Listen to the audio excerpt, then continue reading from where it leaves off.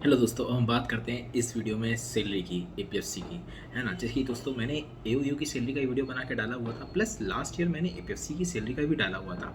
जो आप सबसे पहले सैलरी स्लिप देख रहे हैं दोस्तों, ये जो सैलरी स्लिप है ये ओरिजिनल सैलरी स्लिप है पिछले साल 2021 की। जब आप ज्वाइन करेंगे एज एन एपीएफसी या एओयू तो आपको सेम ऐसी ही स्लिप मिलेगी, है ना?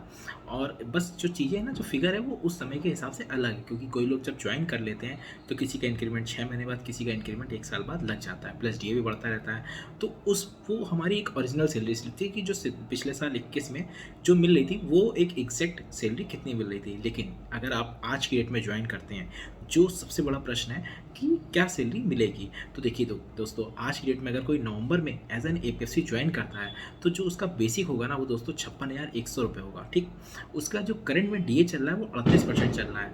तो जो हमारा 56,100 है प्लस एक्स सिटीज़ में हमारा एचआरए 27% है। ठीक है, प्लस हमारा जो टीए होता है वो 7200 होता है। तो ये सब जो कैलकुलेशन होता है ना, प्लस जो एक्स्ट्रा मिलता है वो होता है एफएमए, जो मेडिकल एडवांस होता है वो 2000 रुपये मंथली एक्स्ट्रा मिलता है। ये सारा कैलकुलेशन करने के बाद 1,04,501 रुपये निकलता है। तो ये हमारी वो सैलरी है जो अगर आज डेट में कोई ज्वाइन करेगा तो उसको मिलेगी। लेकिन अगर यही चीज़ वो 6 महीने बाद कोई आए तो इस बीच में क्या बढ़ गया, इस बीच में डीए बढ़ गया। डीए बढ़ने से क्या हुआ दोस्तों, डीए बढ़ने से टीए बढ़ जाता है, जो कि होता है ना ट्रैवल अलाउंस होता है, वो जो 7200 में ऐड हो रहा है वो बढ़ जाता है। तो सैलरी क्या होता है ना, समय के साथ बढ़ती रहती है।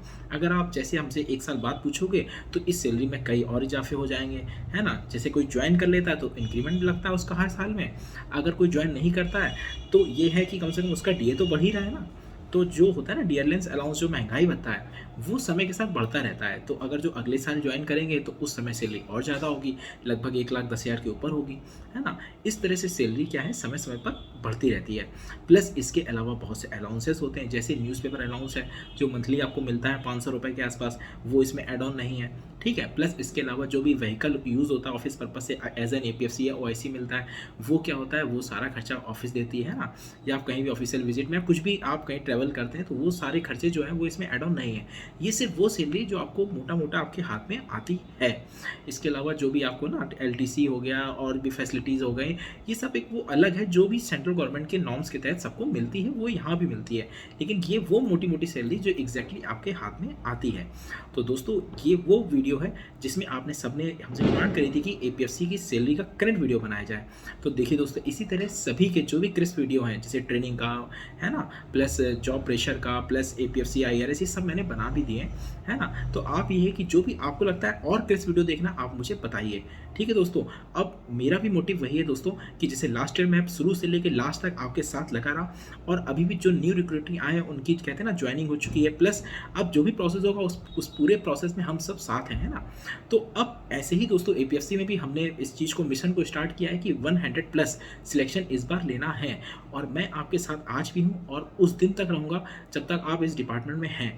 तो दोस्तों, बस करना ये है कि आपको मन लगाकर बस पढ़ना है, फोकस करना है। इसके अलावा जो भी चीज़ें अदर है वो आप मुझ पे छोड़िए, मैं समय समय बताता रहूँगा कि क्या देखना है, कैसे देखना है, और फॉर्म आने पर मतलब कहते हैं ना क्या क्या चीज़ों को आपको बारीकियाँ ध्यान रखिए। जैसे मैंने वीडियो डाला हुआ है कि फॉर्म में गलतियाँ ना करें, तो ये सब चीज़ें आपको ध्यान रखनी, क्योंकि जब हम लोग पढ़ते हैं ना तो पढ़ते वक्त हम लोग वो सब चीज़ों को इग्नोर कर देते हैं। क्यों? हमारा ध्यान तो सिर्फ पढ़ना है, जबकि हम लोग ईडब्ल्यूएस सर्टिफिकेट, ओबीसी सर्टिफिकेट या एसएससी सर्टिफिकेट में बारीकियाँ गलती कर देते हैं, और बाद में जब हम ज्वाइनिंग के समय आते हैं ना तो हमारा 1 से 2 महीना बर्बाद हो जाता है। तो बस इसी चीज़ से हमें बचना है दोस्तों, और इसीलिए दोस्तों कि जो भी मैं बता रहा हूँ सिर्फ मेरी बातों को समझ कर करते रहिए, प्लस अपना पढ़ते रहिए, बाकी चीज़ें मेरे पे छोड़िए। ठीक है दोस्तों, बेस्ट ऑफ लक, फिर मिलते हैं।